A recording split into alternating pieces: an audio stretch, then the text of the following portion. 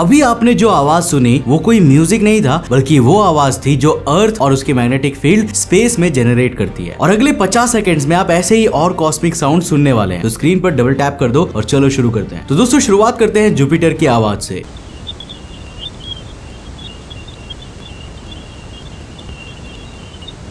मंगल ग्रह पर भूकंप कुछ इस तरह का सुनाई देता है।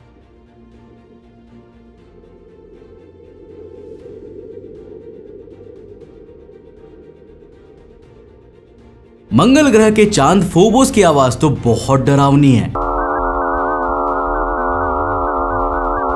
और इतनी ही स्कैरी मार्स के दूसरे मून्स डीमोस की भी साउंड है।